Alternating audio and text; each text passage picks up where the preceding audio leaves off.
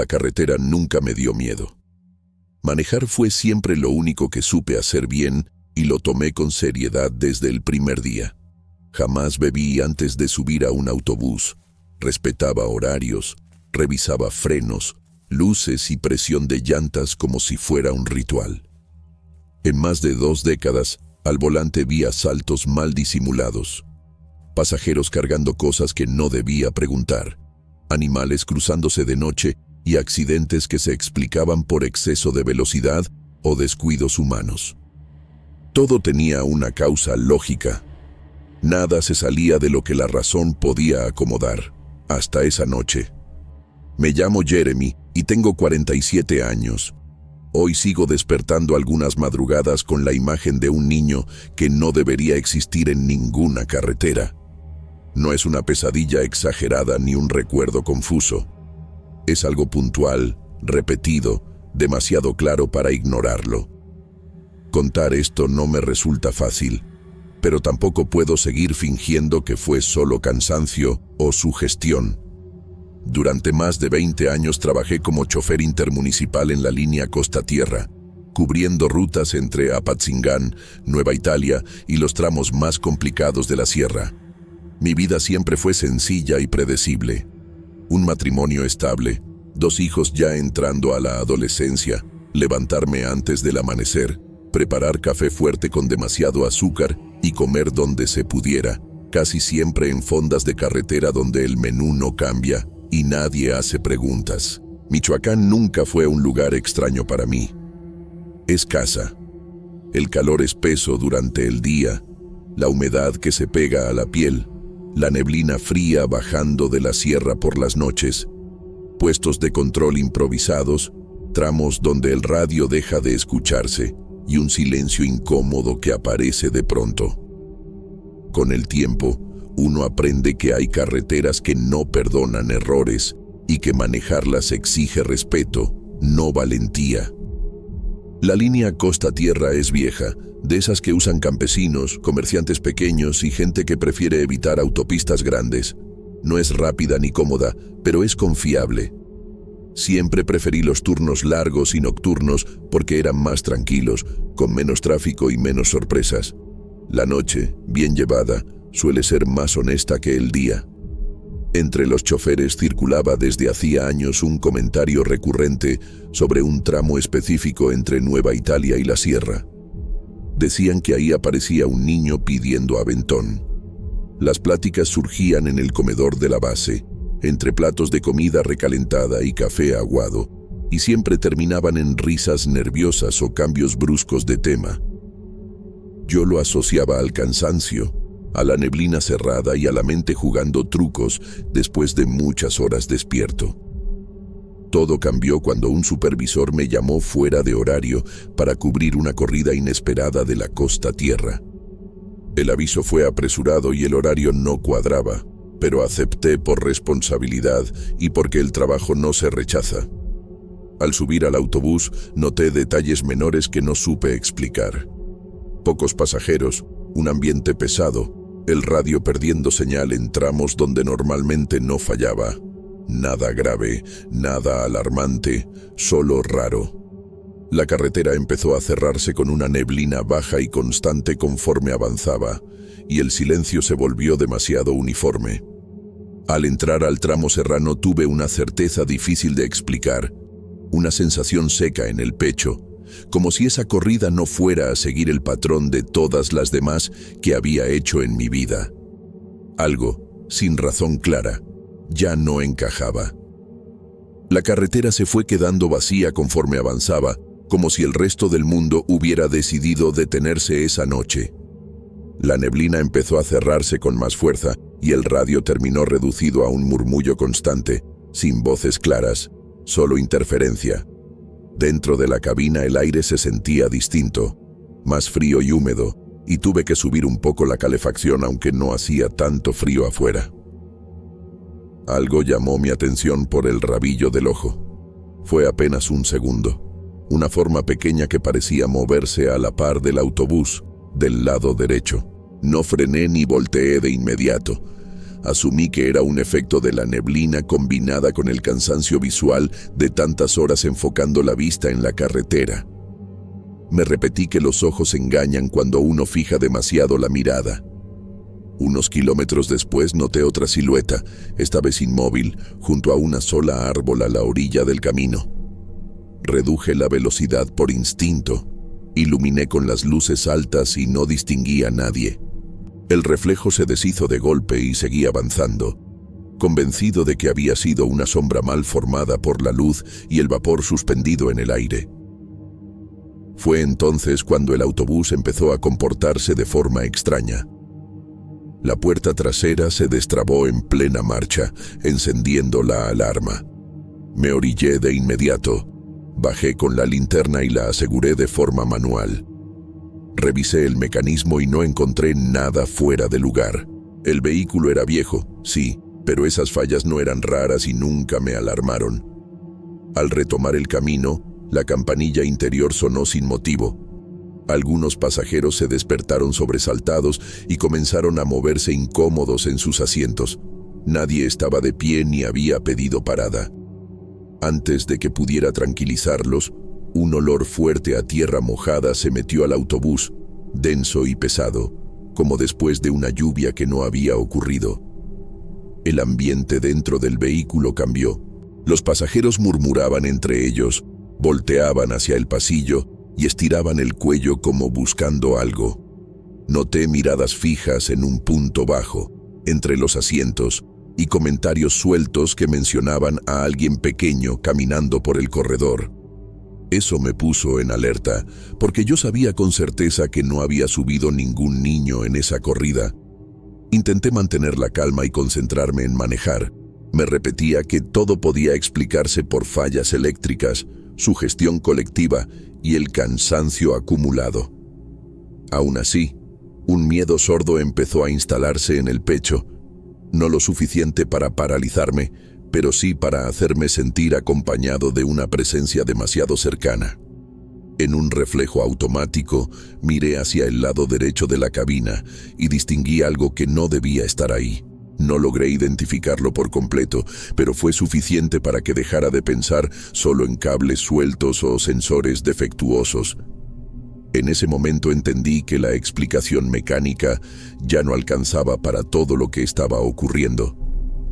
Algo apareció a mi lado sin previo aviso. No fue una sombra ni un reflejo en el vidrio. Estaba dentro del autobús, junto a mi asiento, a la altura del tablero. Era pequeño, demasiado para confundirlo con un adulto agachado.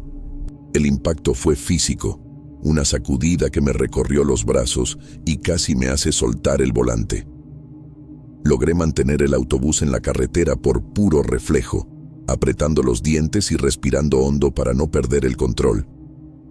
La presencia duró apenas unos segundos. No hubo palabras ni gestos exagerados, solo esa figura inmóvil que desapareció como si nunca hubiera estado ahí. En ese momento me convencí de que había sufrido un colapso nervioso breve, algo provocado por el cansancio y la tensión acumulada. Para quienes iban atrás expliqué la frenada como un obstáculo en la vía y seguí manejando, aferrado a esa explicación. A partir de entonces, el niño no volvió a colocarse frente a mí. Empezó a aparecer únicamente en el retrovisor, siempre pequeño, siempre quieto, ocupando un espacio imposible entre los asientos.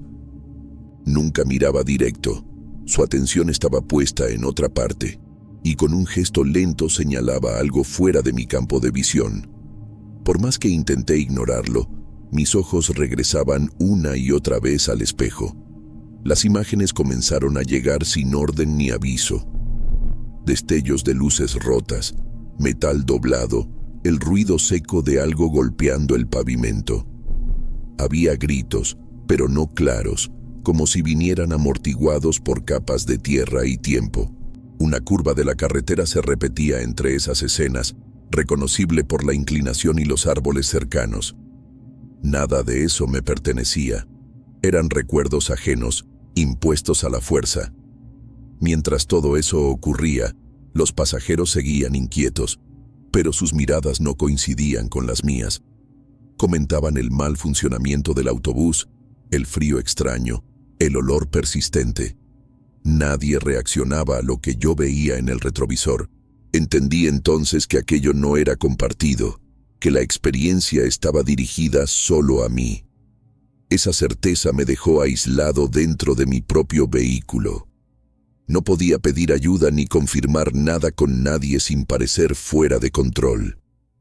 El miedo dejó de ser difuso y se volvió íntimo, concentrado, como si alguien hubiera elegido ese momento y ese lugar para acercarse únicamente a mí. El autobús se detuvo de golpe sin que yo tocara el freno. El pedal no respondió y el motor quedó encendido, pero el vehículo se negó a avanzar un solo metro más. Encendí las intermitentes y reporté la falla a la empresa con la voz lo más firme que pude. La espera se hizo eterna en medio de la neblina. Don Abner, un mecánico experimentado de la empresa, llegó junto con el autobús de relevo. Era un hombre de unos 50 años, con el uniforme de la compañía, y conocía los camiones de la firma como nadie. Los pasajeros, cansados y visiblemente alterados, bajaron sin hacer preguntas y se marcharon en el vehículo de relevo.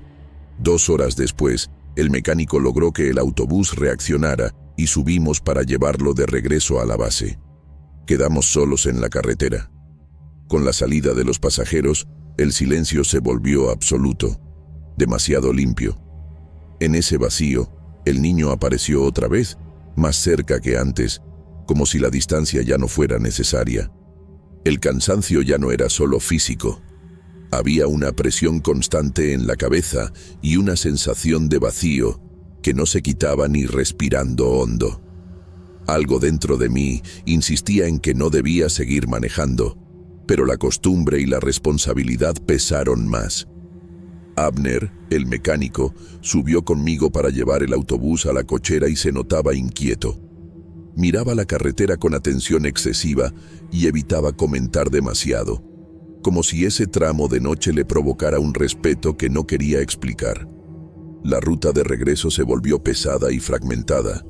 Recuerdo tramos completos y luego espacios en blanco, como si alguien hubiera recortado pedazos del camino.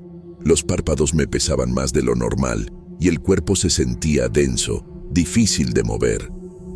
Cada intento por concentrarme terminaba en una especie de niebla interna que me hacía perder segundos enteros sin darme cuenta. Un golpe seco me devolvió la conciencia. El autobús estaba detenido, el motor encendido, las luces alumbrando una curva que ya no existía del todo. Parte del asfalto había cedido y el borde se abría hacia un vacío reciente, todavía cubierto de tierra suelta y piedras. Unos metros más adelante y el vehículo habría caído sin remedio. Don Abner estaba inconsciente a mi lado, con la cabeza recargada y el cuerpo inmóvil. Sentí el pulso acelerarse mientras intentaba reaccionar. A lo lejos, aparecieron luces intermitentes y el sonido de una sirena que se acercaba. Más tarde supe que habíamos tenido un accidente menor, lo suficiente para llamar la atención de una patrulla y una ambulancia que ya venían en camino por reportes previos de deslaves. No había rastro del niño, ninguna sombra, ningún reflejo en los espejos. Solo el silencio de la sierra y la certeza incómoda de que el autobús se había detenido justo antes del punto sin retorno. La idea me dejó frío, como si alguien hubiera decidido frenar por mí cuando yo ya no podía hacerlo. El tiempo pasó y el episodio quedó registrado como un incidente más en los reportes de la empresa. Meses después, lejos de las corridas nocturnas, escuché comentarios viejos y revisé archivos olvidados. Descubrí que décadas atrás un niño había muerto en esa misma curva, en un accidente nocturno de un autobús de la línea Costa-Tierra. Los detalles coincidían demasiado con las imágenes que me habían invadido esa noche. Seguí trabajando, pero ya no de la misma forma. Las rutas nocturnas quedaron fuera de mis turnos y la sierra se convirtió en un límite personal que preferí no volver a cruzar después del anochecer. Algo se rompió en mí esa madrugada y no volvió a acomodarse del todo. Quedé con la certeza de haber sobrevivido por una razón que no termino de entender. Algunas historias no existen solo para pasar el tiempo o asustar a choferes cansados. Hay carreteras que guardan recuerdos y de vez en cuando eligen a alguien para asegurarse de que no se olviden.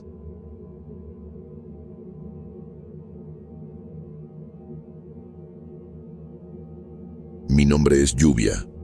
Tengo 41 años y soy policía estatal en Morelia, Michoacán. Elegí ese camino cuando todavía era niña, mucho antes de entender lo que implicaba portar un arma todos los días. En mi casa esa idea siempre se tomó como una fantasía pasajera. Mis padres pensaban que con el tiempo se me iría. Aún así, insistí, estudié, entrené y entré a la corporación convencida de que quería ayudar a la gente, proteger vidas y hacer algo útil en una ciudad donde la violencia ya era parte del paisaje cotidiano. La academia me enseñó procedimientos, disciplina, control emocional y protocolos para casi todo. Aprendí a disparar, a evaluar riesgos y a reaccionar bajo presión. Lo que nadie puede enseñarte es lo que pasa después de matar a alguien, incluso cuando ese alguien es un criminal y el disparo ocurre en una situación donde no hay alternativa. Tampoco estaba preparada para cargar con la idea de que, además del trauma, podía arrastrar algo más conmigo, algo que no aparecía en ningún manual. La licencia médica llegó como una orden disfrazada de cuidado. No la sentí como descanso, sino como un desplazamiento forzado. Pasar de jornadas largas y ruido constante al encierro de mi departamento en Morelia rompió por completo mi rutina. Vivo en un conjunto antiguo, de esos con pasillos angostos, paredes gruesas que guardan sonidos y luces amarillas que por la noche apenas alcanzan a iluminar. El silencio ahí no es vacío, es pesado, como si se acumulara en los rincones. El enfrentamiento había ocurrido meses antes, durante una operación que parecía rutinaria. Todo se redujo a segundos dentro de un espacio cerrado, sin margen para negociar ni retroceder. Hubo intercambio de disparos y uno de los tiros salió de mi arma. El hombre cayó herido y murió ahí mismo. Los informes quedaron en regla. No hubo cuestionamientos formales, pero esa escena no se cerró conmigo. En mis sueños, él seguía ahí tirado, consciente por unos instantes, mirándome sin decir nada. No había odio en su rostro, tampoco súplica, solo una atención fija que me desarmaba. Las noches en casa empezaron a volverse incómodas. Al principio eran ruidos que cualquiera atribuiría al edificio. Pasos en el pasillo común, algo metálico arrastrándose con lentitud, como si alguien moviera una barra o una cadena sobre el suelo. Cada sonido me ponía en alerta, pero yo misma me repetía que era ansiedad, que el cuerpo no sabía relajarse después de lo vivido. Con el paso de los días, el descanso se volvió superficial. Los sueños dejaron de ser agitados y se transformaron en escenas largas, casi inmóviles. El hombre aparecía de pie o recargado en algún punto, herido, observando en silencio. Despertaba con la sensación de haber pasado la noche en vela, con el cuerpo pesado y la mente saturada, como si no hubiera logrado desconectarme en ningún momento. Algo cambió cuando empecé a abrir los ojos antes de que sonara el despertador. No era por insomnio común, sino por una percepción clara y física.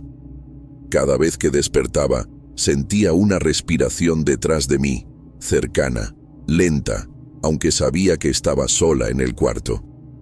Permanecía inmóvil unos segundos, escuchando, esperando que la sensación se disipara. Ese fue el primer momento en que entendí que ya no se trataba solo de recuerdos o estrés acumulado.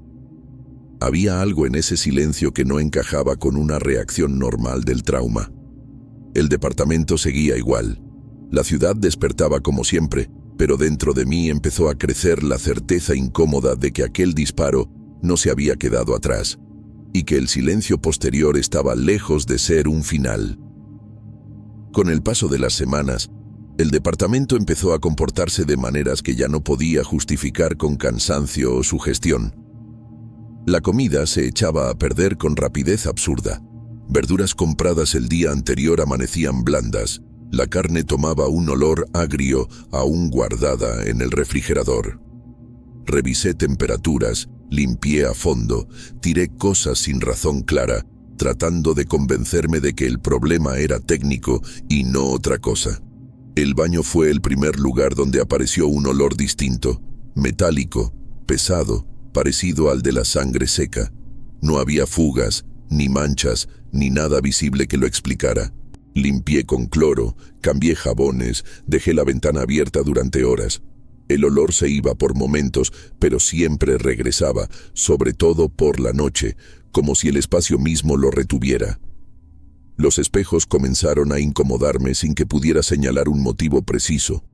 No reflejaban mal, pero algo en ellos parecía desfasado. Al pasar frente al espejo del pasillo, el que conecta el cuarto con el baño, notaba sombras que se quedaban un segundo más de lo normal. En una ocasión vi una silueta que no coincidía con mi cuerpo. La postura era torcida, como si el peso no se sostuviera bien sobre las piernas. Los ruidos también cambiaron. El metal que antes sonaba lejano empezó a escucharse dentro del departamento, arrastrándose despacio, como si alguien moviera algo pesado sin levantarlo del piso. Objetos pequeños aparecían en lugares distintos a donde los había dejado. Las llaves no estaban sobre la mesa, el vaso amanecía más cerca del fregadero. Nada se perdía, pero nada se quedaba exactamente igual. Había una sensación constante de estar observada. No era miedo inmediato, sino una atención sostenida, como cuando alguien te mira fijamente y lo percibes sin verlo. Caminaba por la casa con cuidado, no por prudencia policial, sino por una incomodidad que no sabía explicar. Empecé a reconocer esa presencia antes de aceptarla con la cabeza. La idea se impuso una madrugada, sin dramatismo, como una conclusión lógica. Aquello no era un extraño ni una simple manifestación del estrés. Era el hombre al que había disparado. No como un recuerdo que vuelve, sino como algo que insistía en permanecer, ocupando espacio, marcando su presencia en cada detalle mínimo del lugar. Esa certeza no vino acompañada de pánico, sino de una mezcla extraña de culpa y resistencia. Parte de mí buscaba explicaciones racionales, diagnósticos posibles, cualquier etiqueta clínica que lo hiciera manejable. Otra parte sabía que había cruzado un límite que no figuraba en los informes oficiales. Fue entonces cuando apareció en mi memoria el nombre de doña Mirna. Buscar él no fue una decisión inmediata ni cómoda. Me tomó varios intentos aceptar que no podía manejar sola lo que estaba pasando. Cuando fui a verla, la encontré distinta a como la recordaba. Conocí a doña Mirna cuando era niña, y mi madre acudía a ella siempre que necesitaba alguna ayuda que los médicos o los sacerdotes no podían ofrecer. Yo solía acompañarla en esas visitas y, con frecuencia, doña Mirna me bendecía con ruda y decía que tenía un futuro prometedor, aunque también podría ser peligroso. Yo me reía como la niña que era y pronto lo olvidaba. Era una mujer de mediana edad, de piel clara, cabello castaño, delgada y llena de energía.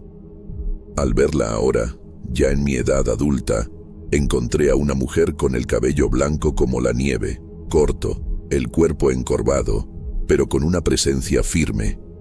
Noté que había envejecido mucho con los años, pero al hablar con ella me di cuenta de que seguía estando completamente lúcida. Su casa olía a hierbas secas y a limpieza reciente. No hacía preguntas innecesarias. Escuchó todo sin interrumpirme, observando más mis pausas, mis silencios y la forma en que evitaba ciertos detalles. Después de esa primera visita, decidió acompañarme al departamento. No mostró sorpresa al entrar. Solo se detuvo un momento en el pasillo, como si midiera algo invisible. Su presencia no traía consuelo inmediato, pero sí una sensación de orden, de alguien que sabe dónde pararse. Empezó la limpieza con movimientos lentos y precisos, usando objetos simples y rezos que no elevaba en voz alta. La reacción fue casi inmediata. Una de las puertas se cerró con fuerza sin que hubiera corriente. El aire se volvió frío por instantes, pese a que las ventanas estaban cerradas. Objetos ligeros cayeron de la mesa y uno de ellos salió despedido contra la pared, no con violencia extrema, pero lo suficiente para dejar claro que aquello no era una ilusión mía. En medio de ese caos contenido, lo vi con más claridad que nunca. No fue una aparición completa, sino una forma incompleta, como si el cuerpo no terminara de definirse. Las marcas del enfrentamiento eran evidentes: heridas abiertas, la ropa dañada, el peso del cuerpo mal distribuido. No había gritos ni ataques directos, solo una presencia fija, insistente, como si reclamara algo que no podía nombrar. Doña Mirna no reaccionó con miedo ni sorpresa. Su manera de actuar dejó claro que no interpretaba lo que pasaba como un simple conflicto emocional mío. Para ella, aquello era un espíritu que no había aceptado su propia muerte, atrapado en el último momento de conciencia, sostenido por el vínculo creado en el instante del disparo.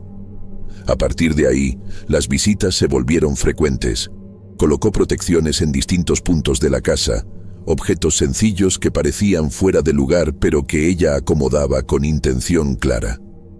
Las rezas se repetían en horarios específicos y el ambiente cambiaba cada vez que se intentaba avanzar un poco más. Cada intervención provocaba una reacción.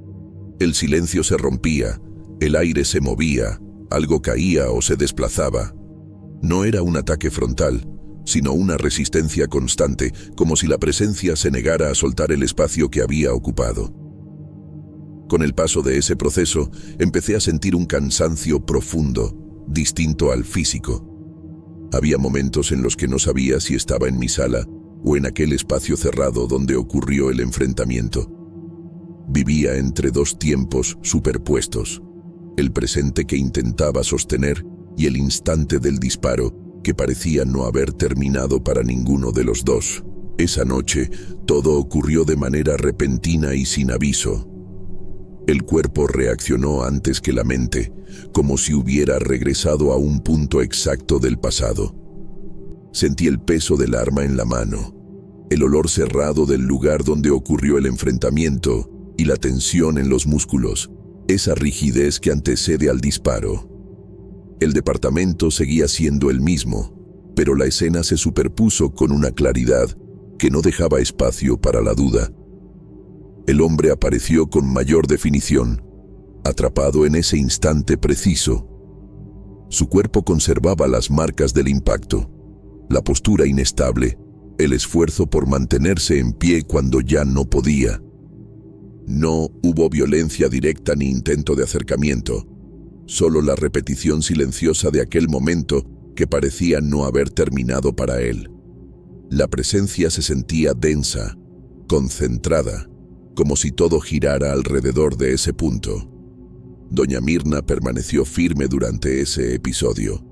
Intensificó las protecciones con movimientos seguros, sin apurarse ni mostrar temor. No prometió que aquello acabaría, ni aseguró un resultado definitivo. Su manera de actuar transmitía la idea de que el proceso debía cumplirse hasta donde fuera posible, sin forzar nada. Poco a poco, las señales empezaron a desaparecer. El olor metálico dejó de regresar, los ruidos se extinguieron y los espejos volvieron a mostrar solo lo que estaba frente a ellos. La sensación de ser observada se fue diluyendo, no como una ruptura brusca, sino como algo que se retira cuando ya no encuentra dónde sostenerse. La licencia médica llegó a su fin y retomé el trabajo dentro de la corporación, esta vez en funciones administrativas. Dejé las calles, los operativos y las situaciones de riesgo. Sigo viviendo en Morelia, manteniendo una rutina sencilla, marcada por horarios claros y espacios conocidos.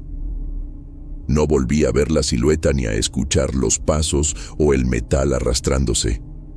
Aún así, ciertos silencios siguen despertando una atención distinta en mí.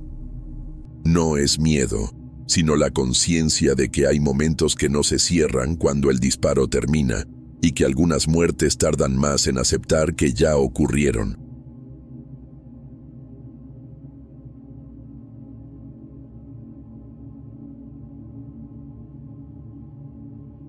Con el paso del tiempo, entendí que debí escuchar a mi padre, a mi madre cuando todavía vivía y a la gente del pueblo que siempre habló de esa casa con cuidado y distancia. Nada ocurrió como yo pensaba, y el precio por dudar de todos fue más alto de lo que imaginé. Hoy escribo esto no para justificarme, sino porque cargarlo en silencio terminó siendo peor que recordarlo con detalle. Me llamo Ezequiel. Mi vida en el pueblo de Michoacán siempre fue sencilla.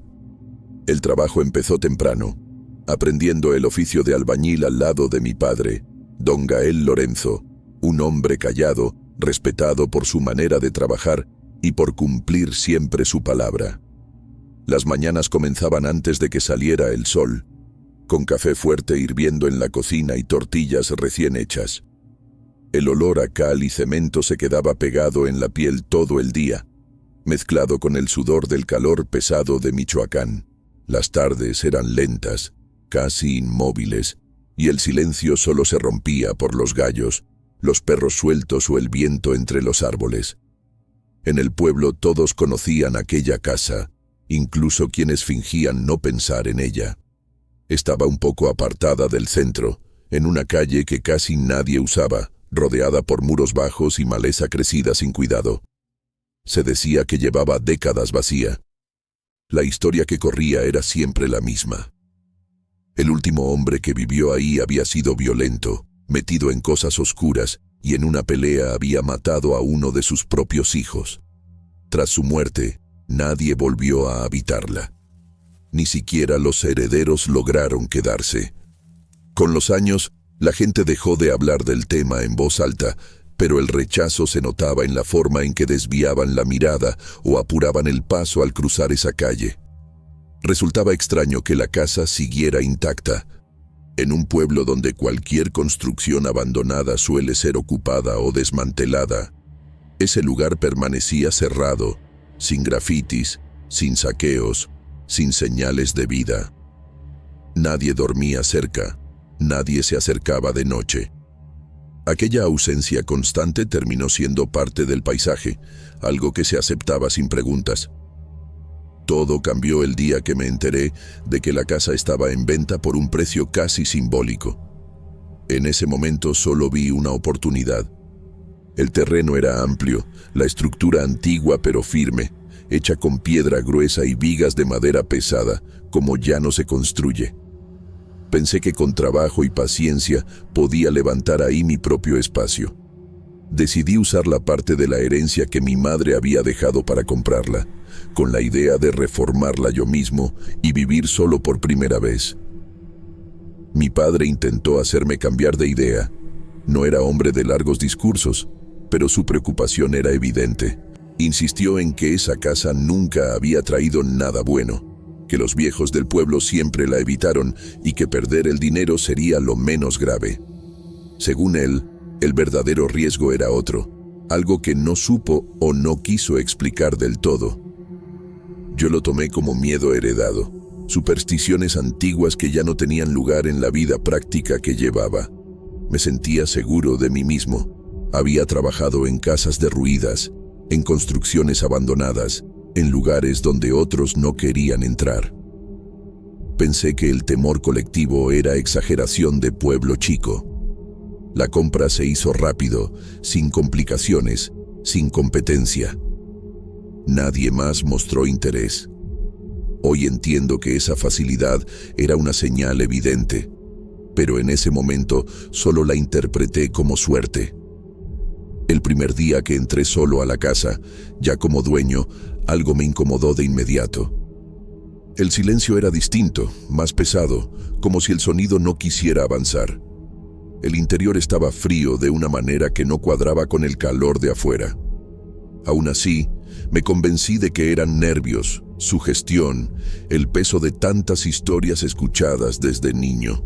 Cerré la puerta detrás de mí creyendo que todo empezaba ahí, sin imaginar que la casa ya me estaba observando. Arranqué la remodelación tal como lo había planeado, trabajando solo y a mi ritmo. Lo primero fue sacar escombro acumulado por años, tablas podridas, pedazos de teja rota y polvo viejo que se levantaba con cada movimiento. Cambié algunas tejas sueltas, raspé paredes hasta dejar la piedra expuesta y acomodé el material en un rincón. El golpe seco del martillo y el raspar de la espátula sonaban raro ahí dentro, como si el ruido no rebotara igual, como si los cuartos se lo tragaran antes de llegar al otro lado. Cosas pequeñas empezaron a pasar y preferí no darles importancia. Herramientas que recordaba haber dejado sobre una mesa aparecían en el piso o en otro cuarto. El balde con mezcla se endurecía más rápido de lo normal, incluso a la sombra. Las puertas interiores crujían solas, aun cuando no corría aire. Todo tenía explicación si uno se empeñaba en buscarla, y eso fue lo que hice. Para ahorrar tiempo decidí dormir ahí mismo. Me acomodé en un colchón delgado, con una cobija vieja, usando una lámpara de mano como única luz. En mitad de la noche, escuché pasos sobre el techo, lentos y pesados, como si alguien caminara con cuidado. Pensé en gatos o en algún animal, pero al salir a revisar no encontré huellas ni señales de nada. Lo que más me incomodaba era el frío. A pleno día, cuando afuera el calor apretaba y el aire se sentía espeso, dentro de la casa la temperatura bajaba de golpe. Se me erizaban los brazos aún estando sudado y tenía que ponerme una camisa gruesa para poder seguir trabajando. Ese contraste no tenía lógica para mí, y aún así insistí en que era cosa de la construcción vieja. Los sueños comenzaron poco después. Eran siempre parecidos, gente atrapada dentro de las paredes, golpeando desde adentro, arañando la cal con desesperación. Despertaba agitado, con la sensación de no haber descansado nada. Al levantarme y caminar por la casa, noté marcas en el suelo que no recordaba haber visto antes, rayones profundos, paralelos, como si muebles muy pesados hubieran sido arrastrados una y otra vez, siguiendo los mismos caminos. Mi padre empezó a notarlo sin que yo dijera nada. Bajé de peso rápido, casi no tenía hambre y me sentía irritable por cualquier cosa. Don Gael insistía en que algo no estaba bien, que no era normal verse así en tan poco tiempo. Decía que la casa me estaba quitando fuerzas, como si me estuviera chupando la vida poco a poco. Yo mismo sentía un cansancio extraño, distinto al del trabajo duro. Dormir no ayudaba y el cuerpo se sentía pesado desde que amanecía. Aún así, seguí avanzando, convencido de que rendirme le daría la razón a todos los que me habían advertido. Todo cambió el día que entré a limpiar uno de los cuartos del fondo, el más oscuro de la casa. Al barrer el polvo y mover unas tablas viejas, apareció algo en el piso que no pude explicar con ninguna lógica de albañil, y supe en ese instante que ya no se trataba solo de una casa vieja. Al limpiar mejor aquel cuarto del fondo, entendí que no era como los demás. La luz apenas entraba y el aire se sentía más denso. En el piso, bajo una capa de polvo viejo, aparecieron símbolos rayados directamente sobre la piedra, formando un círculo irregular. Las marcas eran profundas, hechas con algo duro, quizá metal o piedra, repetidas tantas veces que habían quedado grabadas. No se veían nuevas, pero tampoco tan gastadas como para pensar que el tiempo las había borrado. Las paredes de ese cuarto me helaron la sangre.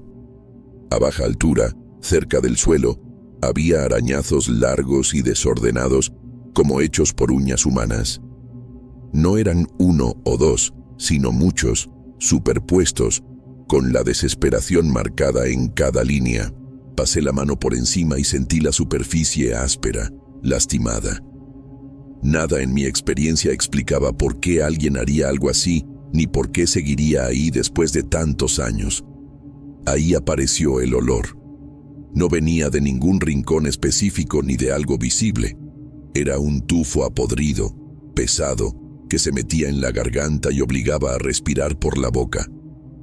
Revisé todo buscando un animal muerto o humedad vieja, pero no encontré nada. El olor desaparecía por momentos y regresaba con más fuerza, sobre todo cuando avanzaba la tarde. Fue entonces cuando empezaron los susurros.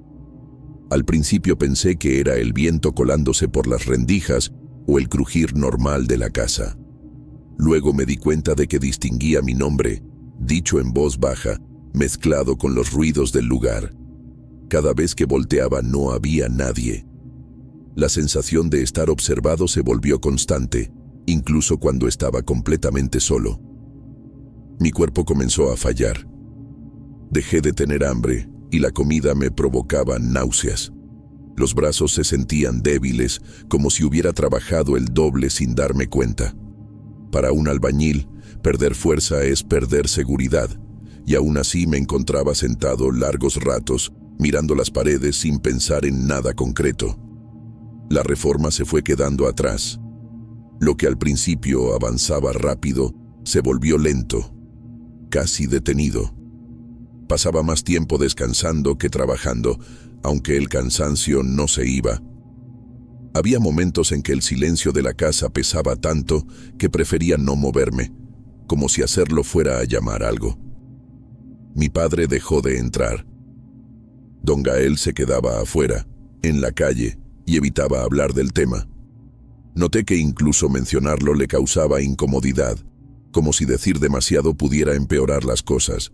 Sentí su distancia como abandono, pero también como un alivio, porque yo mismo ya no sabía explicar lo que estaba pasando. Para intentar hacer el lugar más habitable, colgué cortinas gruesas en las ventanas, buscando bloquear el sol y el calor. Sin darme cuenta, esas cortinas empezaron a quedarse cerradas todo el tiempo. Los pasillos quedaron sumidos en una penumbra constante, incluso a pleno mediodía, y la casa dejó de sentirse como un espacio vivo para convertirse en algo que apenas respiraba. Una tarde que parecía igual a cualquier otra, marcó el final. Estaba trabajando en uno de los pasillos, concentrado en limpiar una pared, cuando noté que la casa había quedado demasiado callada. No se oía el viento, ni los ruidos habituales de la madera, ni siquiera mis propios pasos. Al intentar salir al patio, descubrí que la puerta no cedía. Probé las demás y ocurrió lo mismo. Las ventanas tampoco abrían. El aire se volvió más frío y espeso, como si cada respiración costara un esfuerzo extra. Algo empezó a cambiar en los corredores. Las sombras dejaron de quedarse quietas y comenzaron a moverse de una forma que no tenía sentido, estirándose y encogiéndose sin relación con la luz. No tomaban forma definida, pero ocupaban espacio, invadían. Sentí contacto en los brazos y en la espalda, manos que no podía ver, que jalaban y apretaban con fuerza suficiente para dejarme sin equilibrio. Dentro de mi cabeza aparecieron voces, muchas, superpuestas, cargadas de enojo. No sonaban como palabras dichas en voz alta, sino como pensamientos impuestos. Todas repetían la misma idea. Ese lugar no me pertenecía. La casa tenía dueños desde antes y yo había intentado arrebatar algo que no me correspondía. La sensación de invasión fue total, como si ya no hubiera un límite claro entre mi cuerpo y el espacio. El miedo se manifestó de forma brutal. El pecho se me cerró, las manos me temblaban sin control y el aire no alcanzaba. Sentí mareo, dolor, confusión, y por momentos pensé que me iba a caer ahí mismo. No hubo valentía ni razonamiento, solo una necesidad desesperada de salir como fuera. Tomé una herramienta pesada que había quedado tirada en el piso, sin recordar haberla dejado ahí. Me costó levantarla. Los brazos me temblaban y la respiración se me cortaba a cada intento. Golpeé la puerta una vez y el sonido retumbó por toda la casa, profundo, como si el golpe hubiera atravesado los muros y despertado algo adentro. Volví a hacerlo, con más fuerza, sintiendo la vibración subir por las manos hasta los hombros. Cada impacto parecía provocar una reacción distinta en el interior. Un crujido largo, casi dolido, que no sonaba solo a madera rompiéndose. La puerta terminó cediendo de forma brusca. Perdí el equilibrio y caí hacia adelante, golpeándome contra el suelo. Sentí un dolor seco en el hombro y ardor en las manos, la piel abierta y caliente, pero todo eso quedó atrás en cuanto el aire de afuera me dio en la cara. Era un aire común, tibio, cargado de polvo y olor a tierra, pero en ese momento se sintió como si me hubiera sacado de debajo del agua. Logré ponerme de pie y salir sin mirar atrás. Caminé unos pasos torcidos, con la vista nublada, dejando un rastro de polvo y sangre. No pensé en las herramientas, ni en el material, ni en el dinero invertido. Nada de eso importaba. Lo único claro era la necesidad de alejarme lo más rápido posible de ese lugar. Al volverme, la casa estaba en silencio absoluto. Ninguna puerta abierta, ningún ruido, ninguna señal de lo que acababa de pasar. Parecía cerrada sobre sí misma, intacta, como si siempre hubiera estado así, esperando al siguiente imprudente. No regresé después de eso. El inmueble sigue en venta, igual de solo y evitado que antes. La gente del pueblo continúa pasando por esa calle sin detenerse demasiado, como si mirar de más pudiera traer problemas, y nadie hace preguntas. Algunos lugares no necesitan explicaciones para imponer respeto. A nadie le expliqué con detalle lo que vi ni lo que escuché ahí dentro.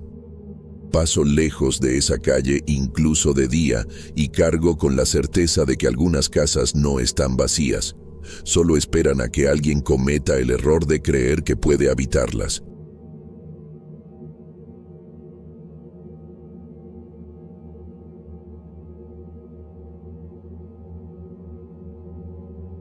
Vivo sola en una casa grande que alguna vez estuvo llena de risas de niños y del sonido de la guitarra de mi esposo. Pero los hijos crecieron y mi marido ya falleció. Me llamo Emilia y llevo 5 años jubilada. Entonces, vender frutas de mi huerto en la feria de los domingos aquí en Uruapan se volvió una rutina en los últimos años para complementar mis ingresos, porque la pensión que recibo no es muy alta.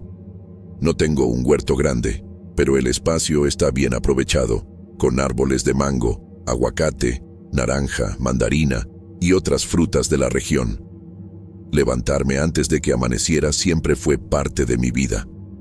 Los domingos comenzaban igual, café negro, sin azúcar, un pan duro del día anterior y el repaso mental de lo que tenía que llevar. La fruta ya estaba seleccionada desde el sábado, acomodada en cajas de plástico limpias, separando lo más bonito para poner al frente. Cargaba todo en el coche todavía con el cielo oscuro y manejaba hasta Uruapan casi sin pensar, siguiendo una rutina que conocía de memoria. Al llegar a mi punto en la feria, hacía exactamente lo mismo cada semana.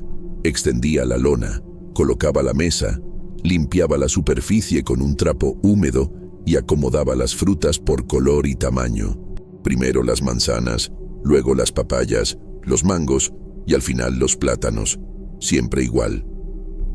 Me gustaba que la gente supiera dónde encontrar cada cosa. El movimiento empezaba poco a poco, con clientes habituales y otros que solo iban de paso. El día transcurría sin nada fuera de lo común. Vendía, daba cambio, escuchaba los ruidos de la calle, los gritos de otros vendedores, los motores de los camiones. Al final de la tarde, cuando el sol ya bajaba y la feria comenzaba a levantarse, recogía despacio. Contar el dinero era un hábito casi automático, algo que hacía con calma, separando billetes y monedas antes de guardarlos en la caja. Fue en uno de esos domingos normales cuando noté algo raro. Al terminar de contar, el total no coincidía. Había un poco más de dinero del que debía. No era una cantidad grande, pero sí lo suficiente para llamar mi atención. Revisé de nuevo, pensando que había sumado mal.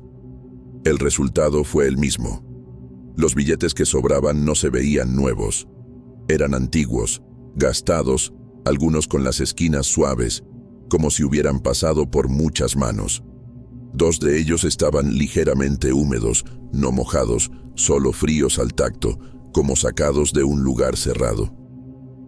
Me quedé mirándolos un momento antes de guardarlos aparte. La explicación que encontré fue simple. Pensé que algún cliente había pagado de más y no pidió el cambio, o que en el movimiento del día yo misma me había equivocado. En la feria eso pasa. No le di demasiada importancia y me fui a casa con esa idea en la cabeza, convencida de que no valía la pena darle vueltas. El domingo siguiente ocurrió lo mismo. Otra vez, al cerrar la barraca, aparecieron billetes de más. Siempre después de terminar, nunca durante la venta. Siempre billetes viejos, nunca monedas. Mientras los contaba, percibí un olor leve, un perfume masculino que no encajaba con el ambiente de fruta madura. En ese momento no supe de quién era, solo sentí que me resultaba familiar. Con el paso de las semanas, la sensación empezó a incomodarme. No era alegría ni ambición, era desconcierto. Comencé a revisar cada venta con más cuidado, separando el dinero que recibía, contando 2 veces antes de guardar. Aún así, el dinero extra seguía apareciendo, incluso en domingos flojos, de esos en los que yo sabía exactamente cuánto había vendido. Algo no cuadraba, y aunque todavía no sentía miedo, la certeza de que algo estaba fuera de lugar no me dejaba tranquila. Un domingo con poco movimiento me encontró de pie detrás de la mesa, acomodando las frutas sin prisa. La mañana avanzaba lenta y por algunos minutos no se acercó nadie. El ruido general de la feria seguía ahí, pero alrededor de mi puesto había un espacio raro, como si el aire estuviera más quieto de lo normal. Mientras limpiaba unas manzanas, escuché una voz baja, casi pegada a la mesa, pidiendo que le bajara al precio. El comentario era tan común que reaccioné por costumbre, levantando la vista para atender, convencida de que alguien estaba frente a mí. No había nadie. El pasillo estaba vacío y las otras barracas seguían con su propio ritmo. Pensé que era cansancio. El ruido de la feria se mezcla, rebota, engaña al oído. Me concentré de nuevo en mi trabajo, intentando ignorar la sensación incómoda que me quedó en el pecho. Sin embargo, poco después volvió a escucharse otro murmullo, otra observación típica de cliente, siempre relacionada con el precio o la cantidad. Las voces no eran claras ni fuertes. Sonaban cercanas, como si alguien hablara sin intención de ser escuchado del todo. Miré a los lados, buscando de dónde venía el sonido, pero nadie parecía interesado en mi puesto. Nadie volteaba, nadie reaccionaba, como si aquello solo existiera para mí. Empecé a observar a los otros vendedores con más atención. Seguían discutiendo precios, pesando mercancía, riéndose. Ninguno mostraba sorpresa ni molestia. En ese momento entendí que algo no estaba bien, porque lo que yo escuchaba no formaba parte del ruido normal de la feria. Al día siguiente noté otro detalle extraño. Algunas frutas que habían quedado en buen estado aparecieron blandas, con manchas oscuras, como si llevaran días pasadas. Revisé las cajas, el lugar donde las guardaba, la ventilación. Todo estaba como siempre. Aún así, tuve que tirar varias piezas. Junto con eso, el olor volvió. Un perfume masculino antiguo, discreto, que no tenía nada que ver con fruta ni con el ambiente del mercado. Al principio me costó identificarlo, pero después lo asocié con claridad a don Carmindo, un cliente de muchos años, viudo, siempre bien arreglado, que pasaba todos los domingos por su fruta para el desayuno. Hacía semanas que había fallecido. La confusión se fue mezclando con una negación silenciosa. Preferí no decir nada a nadie. Pensé que hablar de voces y olores solo me haría parecer cansada o mal de la cabeza. Aún así, cada vez que llegaba a la barraca y percibía ese perfume, sentía una inquietud nueva, y sin saber muy bien por qué, empecé a santiguarme antes de comenzar a trabajar. Don Carmindo había sido un cliente constante durante años. Llegaba siempre temprano, caminando despacio, bien peinado, con la camisa planchada y casi siempre el mismo traje claro que parecía guardar solo para salir a comprar. Vivía solo, hablaba poco y cuidaba mucho su apariencia, como si eso fuera lo único que aún podía controlar. Jamás lo vi desaliñado ni con prisa.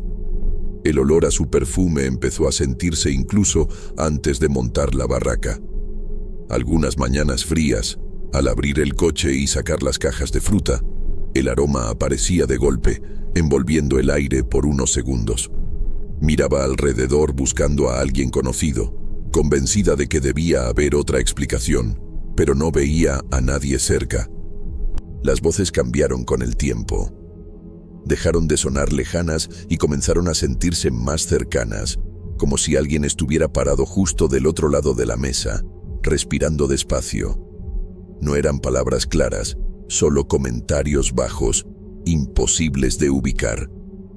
A cada sonido, una presión me apretaba el pecho. Rezar en silencio se volvió una necesidad. Al tocar las frutas, hacía la señal de la cruz sin pensarlo, como un reflejo. No pedía nada concreto, solo buscaba tranquilidad. Aún así, la sensación de estar acompañada no se iba. Empecé a notar detalles que antes no me llamaban la atención. Sombras que no coincidían con la posición del sol, reflejos en el plástico de la lona que desaparecían al girar la cabeza.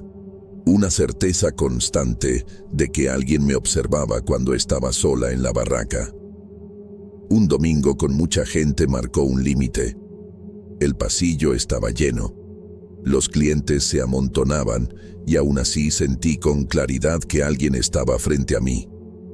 Levanté la vista esperando ver a un comprador más y lo reconocí de inmediato.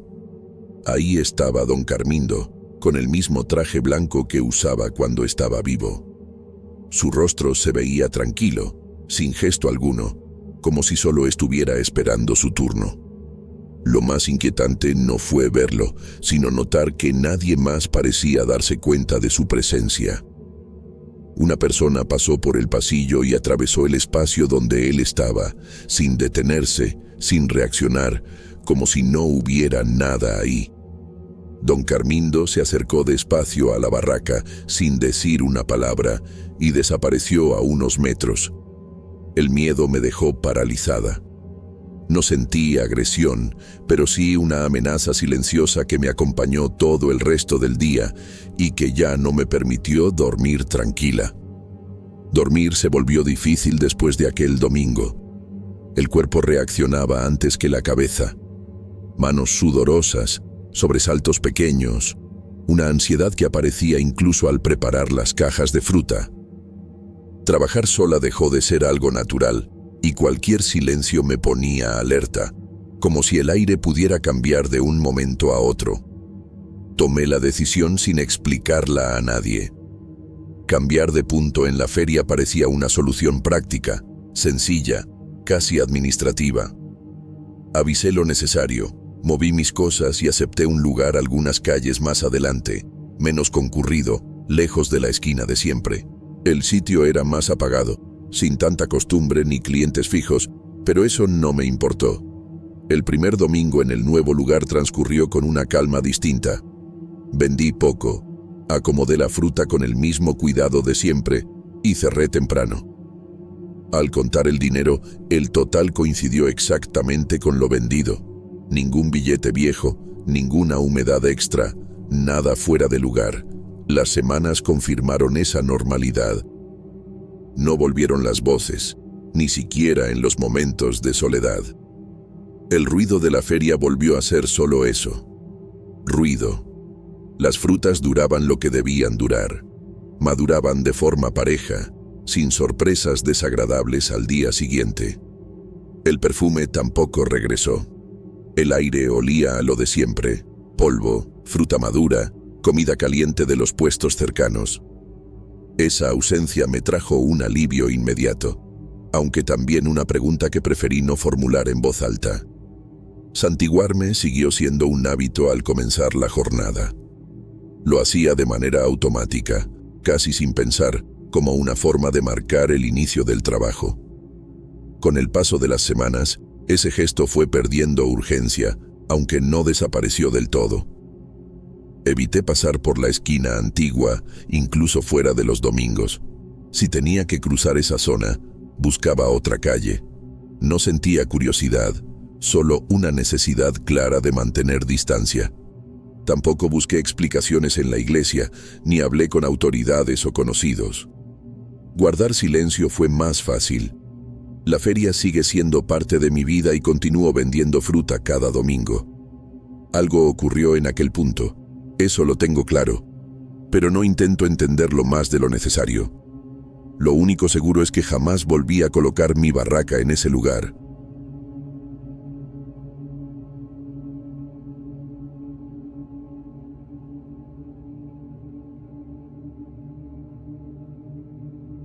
Durante años recorrí Morelia como repartidor, subiendo y bajando de la moto, cargando cajas, comiendo a deshoras y regresando a casa con el cuerpo molido y la sensación constante de ser reemplazable.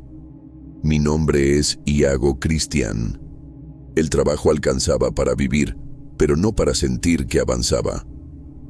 Al cumplir 30 años, tomé una decisión que muchos consideraron tardía: ingresar a la universidad pública para estudiar pedagogía y convertirme en profesor de español. No fue un impulso romántico, sino una elección práctica. Estudié con disciplina, terminé el curso con buen desempeño y recibí el título con un orgullo silencioso, más cercano al alivio que a la euforia. El concurso para una plaza en una escuela del interior de Zitácuaro apareció como una oportunidad concreta de estabilidad. Cuando supe que había sido aceptado, sentí que por fin el esfuerzo tenía un peso real. Sakari, mi esposa, me acompañó sin dudarlo. Ambos estábamos cansados del ruido constante de la ciudad grande, del transporte lleno y de los alquileres impagables. La idea de un pueblo pequeño nos pareció una mejora, no un retroceso. Hablábamos de tranquilidad, de rutinas más humanas y de un futuro menos apretado. El pueblo nos recibió con una normalidad casi tranquilizadora. Calles estrechas de empedrado, casas de una sola planta con portones de hierro siempre cerrados, perros sueltos que parecían conocer a todos menos a nosotros. El comercio se concentraba en pocas cuadras, con tiendas pequeñas donde el olor a maíz cocido se mezclaba con humo de leña y tierra húmeda. Todo parecía detenido en un ritmo propio, ni apurado ni lento, simplemente ajeno. La escuela reflejaba ese mismo tiempo suspendido. El edificio era antiguo, con salones amplios pero gastados, ventanas altas que dejaban pasar una luz opaca y paredes marcadas por capas de pintura vieja. Carteles de campañas educativas de otros años seguían colgados, descoloridos, como si nadie se hubiera preguntado si aún tenían sentido. El lugar no inspiraba rechazo, pero tampoco apertura. Funcionaba porque siempre había funcionado así. Sakari encontró su lugar más rápido que yo. Pasaba las mañanas entre hilos, cuentas y piezas de metal sencillo, armando collares y pulseras que luego ofrecía desde casa. Mantenía costumbres simples que daban orden a los días: barrer al caer la tarde, preparar comida tradicional, encender pequeños sahumerios de hierbas secas que ella misma armaba. Su forma de habitar el espacio hacía que la casa se sintiera nuestra, aunque todavía no conociéramos a nadie. En el aula intenté aplicar lo que había aprendido: Cambié la disposición de los pupitres, propuse ejercicios donde los alumnos participaran más y flexibilicé rutinas que parecían repetirse por inercia. No eran cambios drásticos, solo ajustes pensados para mejorar la atención y el interés. La reacción del resto del personal fue discreta, pero perceptible. Comentarios dichos a medias, silencios prolongados en la sala de maestros, miradas que se detenían más de lo necesario. Nadie me confrontó de forma abierta. Entre esas presencias, una destacaba con claridad. Doña Zulema llevaba años trabajando ahí y se movía por los pasillos con una familiaridad absoluta. Conocía a todas las familias del pueblo, opinaba sobre asuntos que no le correspondían y parecía sentirse responsable de que nada se saliera de lo establecido. Observaba cada cambio con atención, intervenía sin ser solicitada y mantenía una autoridad que no figuraba en ningún documento oficial. Algunos compañeros más jóvenes dejaban caer comentarios vagos sobre profesores anteriores que no habían durado mucho. Al final de esas primeras semanas, una incomodidad difícil de explicar comenzó a instalarse. No había ocurrido nada concreto, ningún incidente que justificara alarma, pero la sensación de estar cruzando un límite no dicho se volvía cada vez más clara. Algo en el ambiente indicaba que ciertas cosas no debían tocarse, aunque nadie las nombrara. Yo seguía adelante sin saber exactamente qué estaba desajustando, solo con la certeza de que ya no pasaba desapercibido. La atención empezó a desviarse del trabajo hacia la casa. El lugar que alquilamos era sencillo y antiguo, con un patio de tierra apisonada, algunos árboles frutales descuidados y un pequeño cuarto al fondo que servía de bodega. Nada parecía fuera de lo común. Las paredes crujían con los cambios de temperatura y el techo respondía al viento. Ruidos normales de una construcción vieja que uno aprende a ignorar. Cierta madrugada escuché pasos cuando ya estábamos acostados. Pensé en un animal o en el propio sonido de la madera, pero el recorrido era claro, como si alguien cruzara de un cuarto a otro. No duró mucho, y al encender la luz no encontré nada fuera de lugar. Otras veces aparecían sonidos breves, desplazándose por la casa, sin un origen fijo, demasiado definidos para ser simples golpes del viento. Algunas mañanas la cocina no estaba como la habíamos dejado. Un plato roto sobre la mesa, un vaso quebrado cerca del fregadero, sin marcas de caída ni explicación lógica. Las puertas interiores parecían cambiar de posición, abiertas cuando recordaba haberlas cerrado o al revés. Empecé a revisar cada cosa 2 veces, convencido de que el cansancio me estaba jugando malas pasadas. El olor fue lo que más nos desconcertó. Surgía de repente, como hierbas quemadas, seco y penetrante, pero nunca llenaba toda la casa. Aparecía en ciertos rincones, especialmente al amanecer o ya entrada la noche, y desaparecía igual de rápido. Zacari empezó a inquietarse. Me habló de sueños repetidos en los que sentía que alguien observaba el cuarto, siempre desde el mismo punto, sin rostro ni cuerpo definido, solo la certeza de una presencia atenta. Intenté mantenerme racional. Me repetía que era el estrés de la mudanza, la presión del nuevo trabajo y la adaptación a un entorno distinto. Aún así, el descanso dejó de ser reparador. Me levantaba cansado, con la sensación de haber pasado la noche despierto, aunque recordara haber dormido. El cuerpo se sentía pesado, como si algo se hubiera desacomodado. En la escuela comenzaron a notarse pequeños incidentes. Sin aviso, sentía oleadas de calor intenso, acompañadas de fiebre leve que desaparecía sola. Durante una explicación común, la voz se me fue por completo. No hubo dolor ni carraspeo previo, solo silencio. Minutos después volvió como si nada hubiera pasado. El episodio, sin embargo, no pasó desapercibido. Los alumnos reaccionaron con risas contenidas, esa mezcla infantil de curiosidad y burla que no busca herir, pero termina haciéndolo. Escuché comentarios sueltos sobre que algo no estaba bien conmigo, que parecía cansado o raro, incluso que me veía viejo para seguir dando clases. Nada grave por sí solo, pero suficiente para erosionar la autoridad frente al grupo. Al cerrar esa etapa, la sensación era clara aunque difícil de admitir. Algo había dejado de estar bajo control. Lo que ocurría en casa empezaba a reflejarse en el trabajo, y lo que pasaba en la escuela parecía seguirme de regreso al patio y a los cuartos. Las dos cosas ya no estaban separadas, y esa mezcla silenciosa fue lo que más me inquietó. Mi estado físico comenzó a deteriorarse de forma evidente.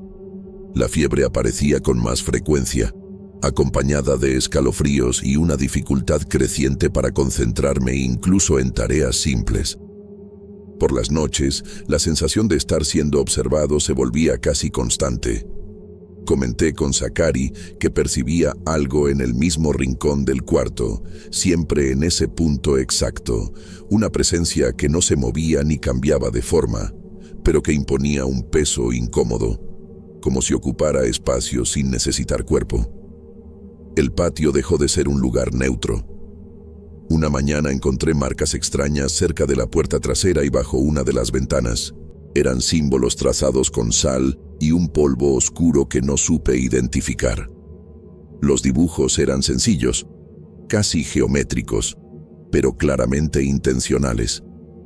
No parecían resultado del viento ni de animales, tampoco tenían el aspecto de una broma infantil. Permanecí un rato observándolos, intentando entender cuándo y cómo habían aparecido sin que lo notáramos. Opté por investigar con discreción. Evité hacer preguntas directas a los vecinos, temiendo sonar paranoico o exagerado. Revisé el patio varias veces, limpié los símbolos y observé si volvían a aparecer. Zakari reaccionó con un miedo silencioso. No entró en discusiones largas, pero comenzó a insistir en la idea de irnos del pueblo, primero de forma tímida, luego con una urgencia que no había mostrado antes. En la escuela, el ambiente se volvió más frío. Doña Zulema seguía presente, distante, pero atenta a cada movimiento. Noté que su cercanía coincidía con un mayor aislamiento. Algunos compañeros evitaban sentarse conmigo, otros hablaban como si mi estancia fuera provisional, como si ya supieran que no iba a durar. La sensación de estar siendo observado no se limitaba a la casa, también me acompañaba en los pasillos. Al caer la tarde, el cansancio era tal que los límites entre el día y la noche se desdibujaban. El cuerpo respondía cada vez menos, y la mente se mantenía en un estado de alerta permanente. En ese contexto ocurrió lo que terminó de quebrar cualquier intento de explicación racional. Al entrar a la cocina, vi a una mujer de pie, inmóvil, con una sonrisa fija que no correspondía a ningún gesto cotidiano. No se movía, no parpadeaba. El reconocimiento fue inmediato y perturbador, incluso antes de identificarla con claridad. No hubo gritos ni forcejeos. Escuché una frase breve, dicha con calma, que no sonó a amenaza sino a confirmación, como si algo ya hubiera sido advertido con anterioridad. El cuerpo no respondió. Sentí que las fuerzas se retiraban de golpe y perdí la conciencia. En ese estado tuve un sueño vívido y opresivo. Todas las niñas y los niños de la escuela me señalaban y reían sin parar. Intentaba hablar, explicar, pedir que se detuvieran, pero ningún sonido salía de mi boca. La risa crecía mientras la certeza de haber perdido la voz, el lugar y la función se hacía absoluta. Al fondo de ese sueño, la sensación era clara y definitiva. Ya no se trataba de cansancio ni de sugestión. Algo había decidido apartarme, y yo apenas comenzaba a entenderlo. El despertar ocurrió en el sofá de la sala, con el cuerpo pesado y una confusión espesa que tardó en disiparse. Dolían los brazos, la cabeza y la espalda, como si hubiera cargado algo demasiado grande. Zakari me había sacado de la cocina arrastrándome con dificultad y se quedó a mi lado sin dormir. cuidando que respirara con normalidad. No hubo gestos heroicos ni alivio inmediato, solo cansancio profundo y un miedo silencioso que ya no necesitaba palabras. La decisión se tomó sin discusiones largas. Pedir la transferencia se volvió una urgencia tan clara como respirar. No se trataba de orgullo ni de carrera profesional, sino de salir intactos. Empacamos lo indispensable con prisa torpe, dejando muebles, utensilios y parte del trabajo de Zachary que no cabía o que ya no importaba. La casa quedó a medias, como si supiera que no volveríamos. El trayecto fuera del pueblo marcó un cambio difícil de ignorar. A pocos kilómetros, el cuerpo empezó a responder distinto. La fiebre desapareció sin aviso. La presión constante en el pecho cedió y la mente recuperó una claridad que había olvidado. Zachary también se transformó en silencio, respirando mejor, con el rostro más relajado, como si el camino mismo nos estuviera devolviendo algo que habíamos perdido. La primera noche fuera transcurrió sin sobresaltos. El sueño llegó profundo y continuo, sin imágenes intrusas ni despertares bruscos. Al amanecer, el cansancio seguía ahí, pero era un cansancio normal, reconocible.